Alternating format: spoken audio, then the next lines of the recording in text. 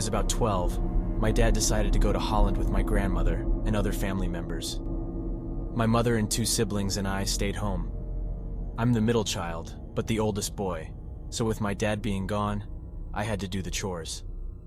It was winter, and since I live on a farm, I had to tend to the animals. Since it gets cold at night, the animal water freezes. We raise beef cows each year for meat. I got up at 4 o'clock, as I had to do the whole time my father was gone because I had school. I got dressed and headed outside. This was my 5th day or so of doing this. It was still dark out, but there was a clear sky allowing me to see the moon and stars through the trees. I could see my breath as I walked to the barn. I noticed that it was unusually quiet. Normally the cows moo at me when they hear or see me. I walked into the barn and fed them the grain and alfalfa hay. I went over and broke the ice in their water trough. I fed the 3 cats we had at the time. Only one is around today. I then went around the back of our barn to look at the moon. The sky was just starting to show signs of approaching morning. All of a sudden, the cows flew out of the barn and ran straight through the damn fence. They continued running into the pasture along the creek. I then saw this 6 to 7 foot tall creature run the same direction, but along the creek in the opposite direction. It made its way into the woods in a matter of seconds. Once it was in the woods, I could kind of smell a nasty smell, but maybe it was just the cows or something. I mean, I was right behind the barn. One thing that is crazy about it is that it was almost completely silent. The only time it made noise is when it stepped into the puddles along the creek. I began walking back to the house when I realized there was something in the barn. I slowly snuck over. I looked through the crack in the door, and I couldn't believe my eyes. This thing was eating the corn out of the cow's grain one by one, every grain of it. He then looked towards the door and stood up. He looked around, and then grabbed a brick my daddy uses to hold the tarp down over the grain because our barn leaks, and threw it towards the door where I was at. I jumped and started to shake. I was in such disbelief that I actually hit myself in the head, hoping I was hallucinating. I could feel the adrenaline in me rushing like crazy. I decided to peek again. I looked through the crack, but everything was dark. I soon realized that I was looking at this ugly bitch in the face. I scooped gravel off the ground and flung it in the crack and ran. I turned and looked at the barn. This thing jumped out the window on the side and ran towards me. It jumped the fence and was gaining fast. I ran to the house and the damn door was locked. I ran to the garage and it was open. I managed to get in, and I waited there for about 5 minutes. I slowly opened the door to peek. Our garage was separate from our house, so I had to do a big sprint to the back door. I sprinted and made it inside, thanking God the door was unlocked. I looked out the window and turned the garage light on. I about died when I realized it was only 10 feet away. I didn't tell anyone because I didn't think they would believe me. I've only told my sister, and the only reason I told her was because within the last year she started going in the woods. She has found footprints, and she has also had glimpses of them. I never let her go alone anymore. Whatever I saw, I'm sure it is a Bigfoot. If the natives have any cave carvings and paintings of them, including many legends, then why can't they exist? I don't believe I know. We find them in the same painting as a saber-toothed tiger and the woolly mammoth.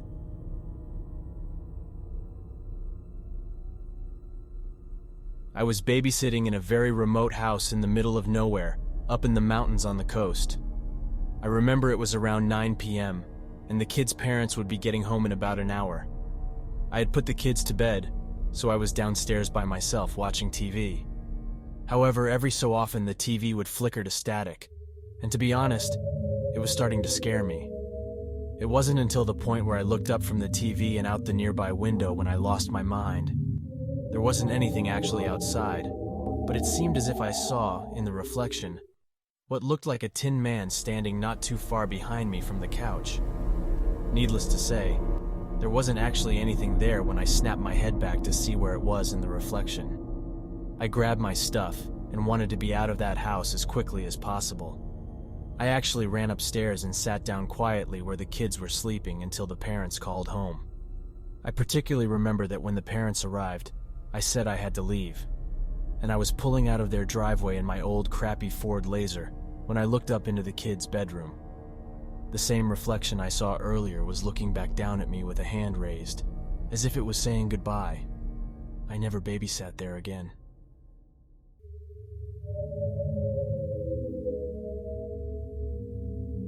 "5 years ago, I worked as a CNA at an Eastern Tennessee nursing home. Not for me. I had a resident named Helen who, upon getting my hall assignment, was told by my hall partner that they all believed her to be possessed. Ha, right, whatever. First off, I'm not religious. Second of all, I've seen too many elderly folks acting crazy. By the grace of Father Time, that's the Bible Belt foyer. So I just smiled and nodded because, why be rude? Helen turned out to be one of the more difficult residents, to say the least. She was wheelchair-bound and could scoot herself up and down the hall, muttering to herself. And sometimes, without warning, she would attack someone close to her, be it a fellow resident, staff, or visitor. Flooring, hitting, and kicking until she was pulled off the bewildered person. She did have incredible strength when these attacks happened, and she would growl these deep, guttural growls the whole time. We ended up having to keep her isolated in a room alone, with her wheelchair locked, to keep the other residents safe. A few months into the job, I switched to night shift on the same hall, because the shift differential was a little over $1 more on the hour. I was told by the night shift nurse that Helen was just as much a handful at night as she was during the day. One night, while I was walking down the hall to do my midnight vitals, I smelled the familiar stench of fecal matter. When I stopped by Helen's room, I thought maybe the evening shift left a dirty adult diaper in the trash can, as they sometimes do if they're in a rush to get through their end of shift duties. The trash cans are right by the inside of the doors so that the housekeepers can easily reach in and empty them.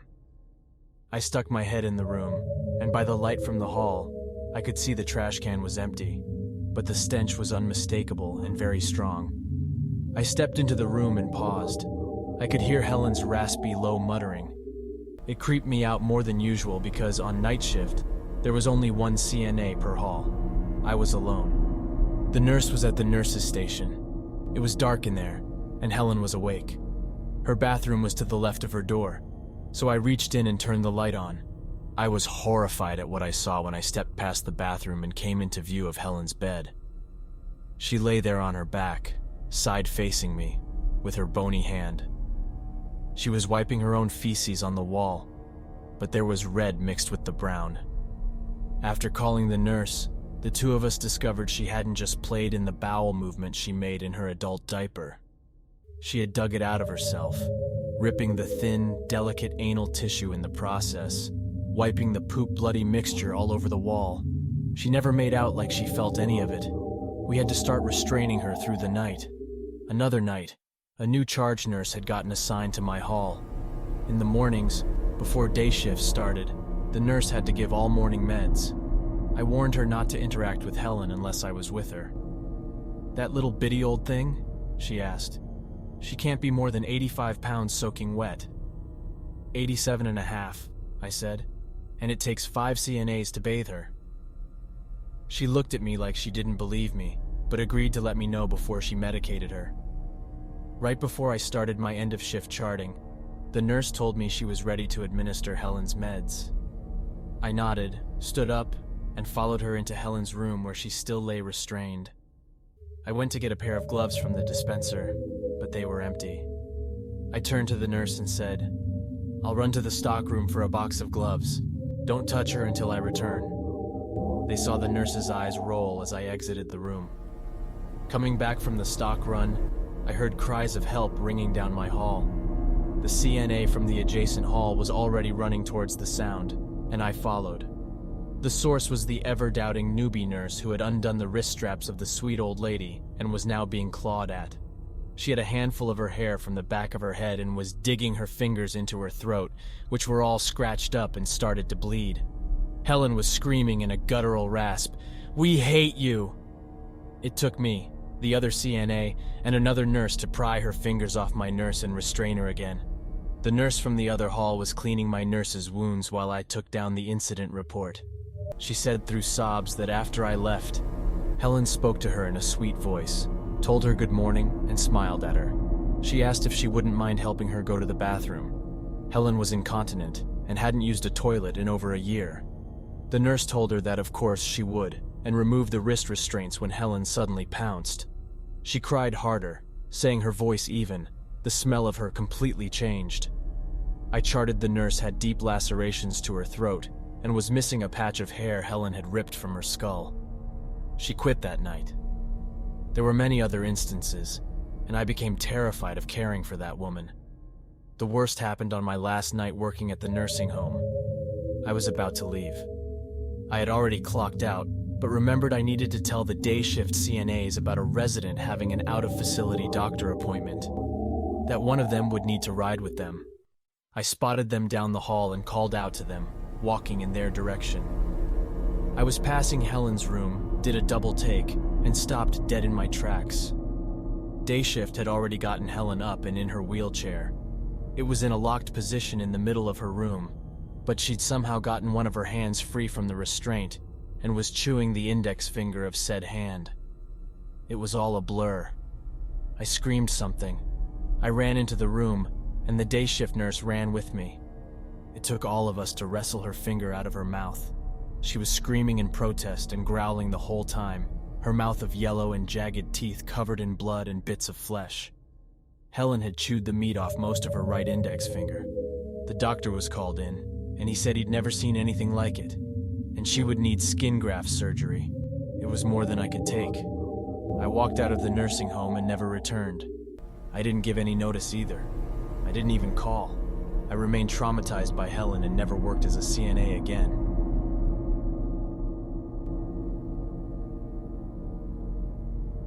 Spring 2014 was a slow season for my father's business. The weather is nice and the roads are clear, which means slow shifts at an auto shop. It was mid-April, around 4 p.m. The wind was pulling in a nice spring breeze when my dad, Bill, was walking along the side of his shop. It happened to overlook a small stream and running trail, which he enjoyed gazing at near the end of his shift. The side of his building ran along the top of a steep hill, which turned into a path. We heard a ruffling in the wind, and about halfway down the hill, he sees a big blue tarp. Being very proud of his business and its appearance, he starts to climb down the hill. He was just about to grab for it, about 15 feet away, to toss it in the dump when he saw a car pull into the lot. He turned around and went to help his customer. When 5:30 p.m. rolls around, he closes up and goes home, forgetting the tarp. The next afternoon, Bill is sitting in his office when 3 policemen came in. They asked my father and coworker a bunch of questions about any suspicious behavior they might have seen. Side note, my dad is extremely charismatic and friendly. He oftentimes talks people into sharing information with him that they really shouldn't. He looks like someone you can trust, and you can. And he seemed to always have the insider details about things like this. He used his humor to make people feel comfortable, which helped in getting strangers to open up to him. Anyway, Bill and his coworker Hank are speaking with a female police officer when she lets it slip that a body has been discovered just down the hill. "Oh crap, I was down there yesterday cleaning. I didn't see any body though," Bill said. "Around what time did you happen to see a large blue and white tarp while you were cleaning the area?" she asked intensely. "Actually, yeah. I almost grabbed it yesterday but ended up getting distracted," he replied. She asked him more questions about what time and what he saw when he asked her if the body was found in the tarp. "Yes, it was a woman jogging. They found it this morning at 10:30 a.m. My dad was floored. He was there just yesterday. And after a few more questions, the police all head to the crime scene to finish the initial investigation. No one was allowed on the scene, and the police were asking that passers-by not take pictures. Flash forward a few days, the police went back to my father's shop. They noticed the security cameras set around the building, and they were hoping that they might have caught something on tape. While transferring the data over, my dad started asking more questions about the murder. He learned it was a middle-aged man that had been stabbed to death. Not too much to go on, as it seemed. "Hey, you know there were a couple of meth heads that live in the shack behind our shop. It's connected to the bar. Bill started talking about his own predictions for who had done it. He continued, "Yeah, we have a lot of problems with them stealing scrap metal from the back, letting their dogs run wild. Even had them threaten to shoot me once. And I saw them spraying their dogs with water to quit barking. You should check them out." The officer nodded and gathered the rest of his things and left. "Hey Hank, let's go down there, see if we can find anything cool," my father whispered to his co-worker. "All right, I guess. He couldn't do any harm," Hank replied hesitantly. They started down the hill where the tarp was found. The grass was flat, and the tarp was now gone. They walked around for 15 minutes or so when Bill headed up the stream a little ways. The trail runs under a main road, and then leads to a man-made lake just under the bridge. The water starts to get heavier, and the trees are a bit thicker. He noticed a red Lois card on one of the trees. "I'm taking that to the shop," he thought as he ran over to pull it out of the stream, calling for Hank's help. The two of them fish it out and start wheeling it back up the hill. Suddenly, my dad stops. He sees something on the cart. "What is that rusty-looking stuff?" Hank stops, looking at the cart. "Is that blood?" They looked closer, and sure enough, blood all over the cart. On the handle, on the wheels, and the sides. But it wasn't only blood. They started to notice hair. Human hair. Utterly stunned, my dad calls the policewoman he had been talking to the previous day and explained what they found. For whatever reason, the police department was very skeptical that this was evidence. At first, they didn't even believe my father when he told them. It made no sense to make it up. They sent out a car.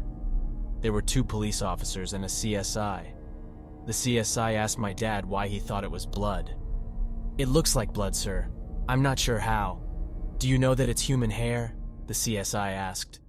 "Because it looks like human hair," my dad said sarcastically. Why did he seem so hesitant? They used a chemical test, and sure enough, it tested positive for human blood. They took the card as evidence and thanked my dad again. My dad tried to give his opinion on who the mystery killer might be. He suggested again that they speak to the crazy neighbors behind his auto shop. Still, no information was taken down, and they left with what they had. 2 days passed. My dad is leaving the shop to get some things from Costco. There was a small, dirty alley that leads to the main road just behind his work. In the past, it had been blocked by one of the meth addicts' cars. They were complaining to my dad and his boss about the business driving cars back and forth through the alley, disrupting them. He notices it's open and decides to take the shortcut to his destination. But something was off. He saw the usual blocked car sitting in front of the shack. The door was wide open, and there was someone sitting on their knees with their upper body inside the car. He got in his car and crept up just a little so he could see what was happening. He right away recognized the skinny red-headed woman as the female that lived in the shack. It was the shack guy's girlfriend. He didn't know exactly. She was on her hands and knees, surrounded by hard chemicals. Bleach, Comet, OxyClean, and much more. My dad had said that he knew right then they were guilty. For one, why would someone be scrubbing their car with straight chemicals? No water. No rinsing. It was in the middle of the day on a hot June afternoon. Second, they happened to be only 2 blocks away from a local car wash. He said it felt off, and he knew to trust his instincts. She kept scrubbing and scrubbing the passenger side floor, and he pulled out his phone and started recording her. Now, he's known this woman and her significant other for a few years now. Like I said, they complained about my father's workers, and he complained about their dogs on and off for a while. It was all harmless bickering. My dad always tried to be the funny guy. He yelled out his window as he was driving past, "Covering up for a murder?" He laughed and drove away, hearing her say something explicit as he drove off. This time when he called the police, they took it very seriously. He explained that she was cleaning the car aggressively, and that it seemed like she was trying to bleach something off the car. The next day, when the police department went to talk with the residents of the shack, the day after that, they made an arrest. After searching the shack, they found a large blood stain soaked into the plywood floor. Once the blood was seen, the wife or girlfriend crumbled and told the police everything. It was her boyfriend, and the victim. The victim was named Rich. He had gone over to the house to shoot up and get high. Someone ended up accusing Rich of putting some of the dope aside for himself, and things got heated. Eventually, the boyfriend started to physically fight with Rich. When he stabbed him, he bled out on the floor and died. They didn't know what to do, so they stole the Lowe's cart to move him around, loaded him in the car, wrapped him up in the tarp, and pushed his body down the hill. They ditched the cart, thinking the river would wash it down far enough that it wouldn't be found. My dad and Hank sat in the car while they watched the police arrest Don, the suspected murderer. He took a video of that as well, and in the video my dad actually said, "Huh, killer." My dad says that he's gonna start a PI business because he solved a murder on his own. Yeah, right, Dad.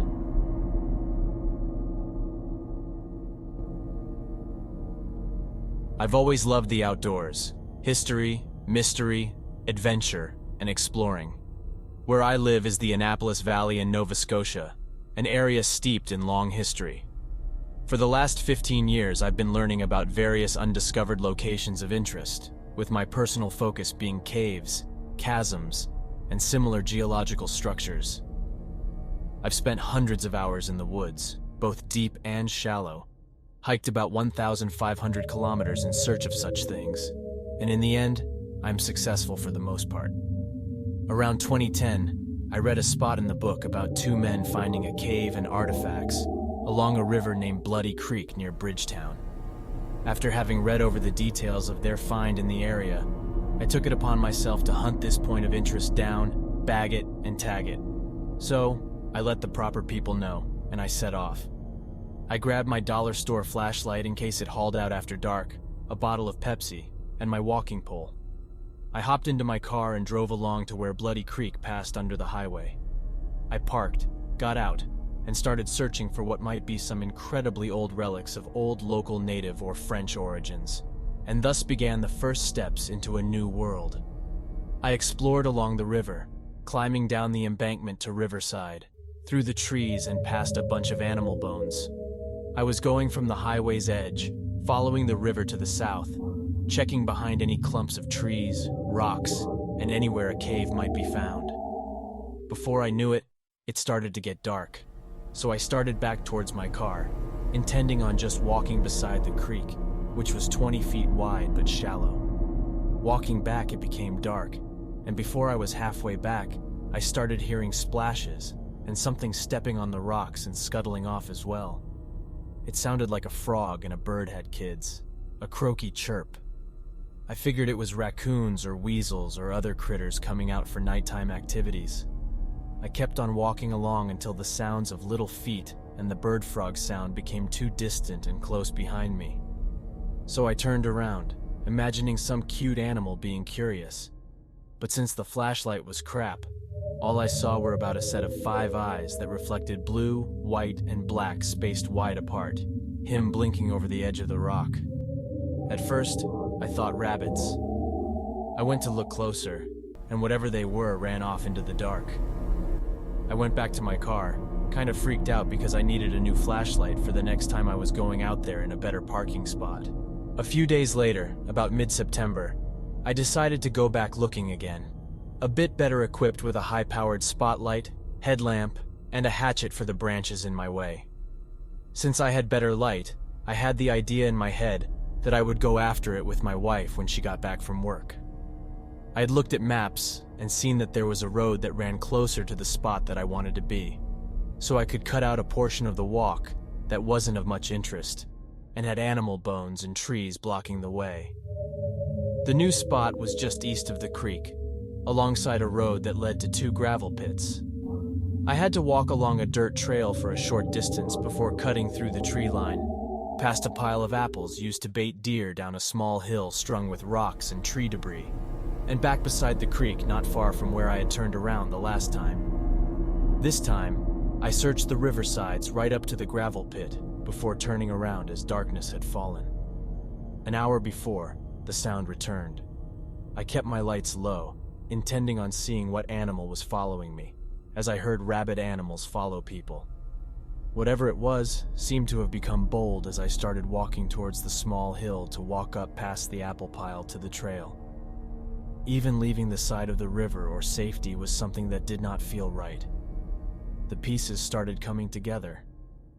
Up until this time, let me tell you, I was an absolute skeptic and told anyone who mentioned Bigfoot and UFOs that they were fucking idiots and should get checked, maybe even a lobotomy and neutered, so they didn't pass on the stupid. I was an absolute skeptic prick. The pieces came together in such fashion. The croaky chirps were exposed like someone saying words, but just in that weird sound. The footsteps sounded like they were bipedal. The eyes were too round and far apart for any animal I know of. And besides, the light reflected didn't look normal. The final piece went into place when I turned around and let my full lights hit the area at the hill's bottom. These people were sneaking up behind me, using rocks and tree debris as cover, but they were in full view now, standing roughly 12 to 18 inches high. Their skin was a dark brown, like rich wood. Their arms and legs were thin and long, attached to a shorter, athletic-looking body, but their heads were rounded and looked oversized for their bodies. The eyes were high up on the face and wide apart. The noses looked like chimpanzee noses, those slits sort of, and the mouth was wide as the head, with thick, rubbery-looking lips. They all had a gray-brown colored hair that was shorter on the top of the head and grew into what looked like a cloak. But looking closer, it was longer hair that grew all the way down the back, attached to the back of the thighs and the back of the upper arms. After jacking the little bastards and getting a good look, I heard a snap of a twig behind me and turned to see another one on the hill about 5 feet away, with a stick in its hands. It ran to hide behind a large tree. The others that were now behind me started walking and skittering towards me, making those sounds again. So I turned around again and watched them hide. This time their coloration was almost perfect camouflage as they ducked and hid beside the trees and stones. And realizing just what I had stepped into, my blood ran cold. The apples were piled up too close to a road to be bait for a pile of deer. The small animal bones from roadkill around the small clumps of pine trees. The larger bones like deer jammed into rocks in random places. The little path beside bones. I had wandered into their feeding ground. Those apples were a food gift, I would later learn. I somehow knew if I had tripped those little things, they would have swarmed all over me, popped my eyes out, and probably killed me with those sticks. They kept getting closer to me as I ascended the small hill, and when the sounds turned into shrill squeals of hate, I knew even at 200 pounds and 6 feet tall, these things would eat me alive. The fear hit me like a wave, and I ran as fast as I could, got in my car, and floored it out of there. On my way home, it finally hit me that I was wrong. Creatures exist, and for some reason, they are kept from the mainstream. My world had changed forever, and I am no longer a skeptic. But I just have no idea what those things could have been.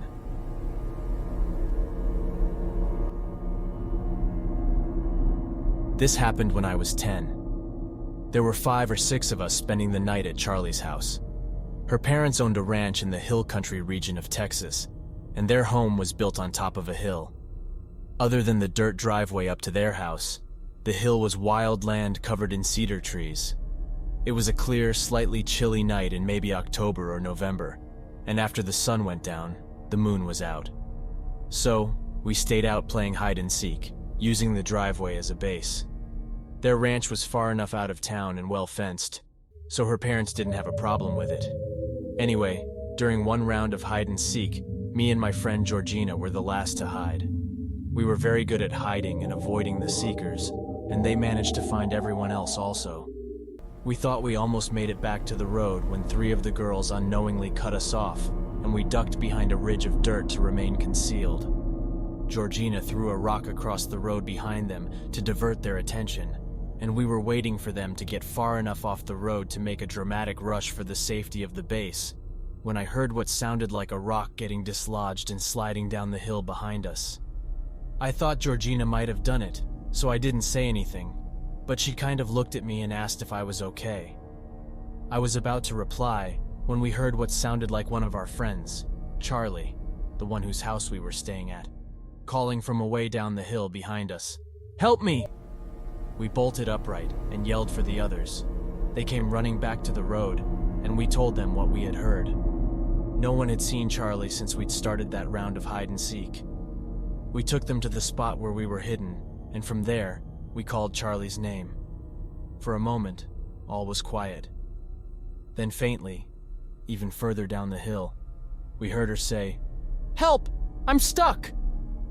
We panicked and ran up the driveway as fast as we could to get to Charlie's parents.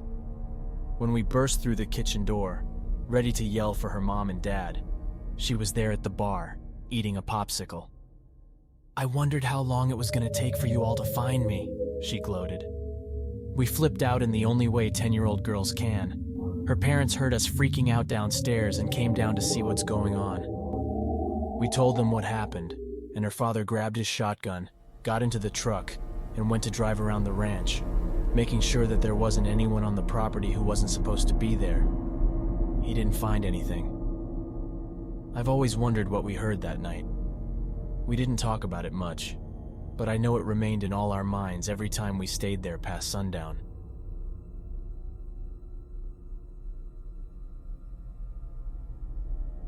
I lived in the suburbs of a small town in Italy until I was 19. Near my house, there was a dirt road that leads into a small wood. I went to the woods with my friends, and a lot of the times when I was a kid, I would go there to play explorer. Before entering the woods, on the side of the dirt road, there was an unfinished house. Going forward, there was a country house built far from the road, accessible by a small path. I first saw the orb when I was 12.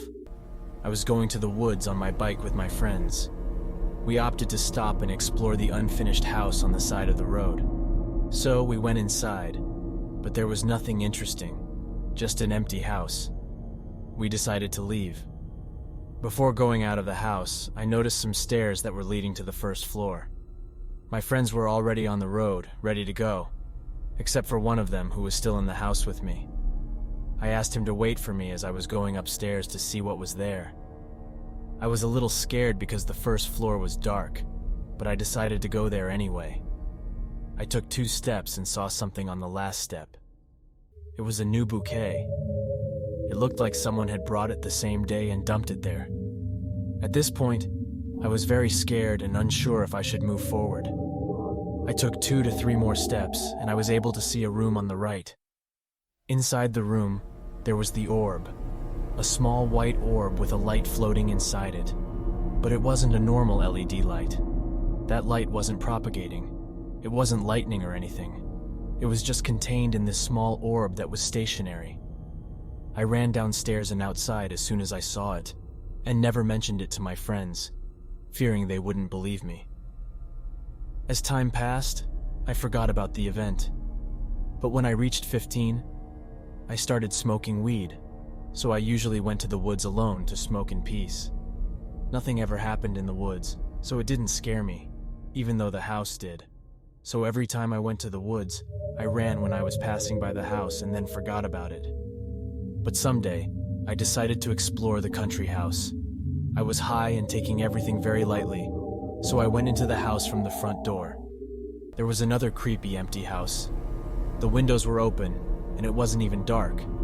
But one room wasn't like the others. It's the room with the big doors that you can see on the side of the country house. The floors and the walls in the rooms were burnt and totally black. There was a gas tank from the floor with some gasoline still inside it. And on one wall, there was a small opening leading to a very little and a totally dark room. This little room, perhaps 5 by 1.5 meters, was also burnt.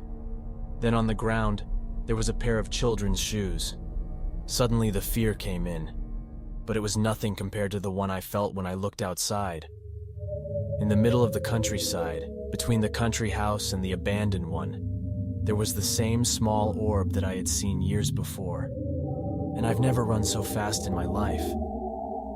Until a year ago, when I was 18, I was hanging out one summer night with my 2 friends. We were bored and opted to go into the woods that night. I started to become very scared, and my friends were making fun of me, but I wasn't afraid of them. In the darkness, I was scared of the orb. We parked the car at the end of the paved road and decided to walk the rest of the way. We passed by the abandoned house, and it was there. It was the orb, standing in the middle of the countryside. It was the first time I saw it at night, and it was different, because it wasn't just a circular light. Behind the light, there was a silhouette of a child. I couldn't see the face or the rest of the body, just a thin white silhouette. Then this time, my friend saw it too, because we all started to run. I don't live there anymore. I got a high school degree, went to uni in a big city, but if I were there, I would take pictures to show you the house, the burnt room, the shoes, everything. I've had trouble sleeping since then, and the orb has perpetually haunted my dreams.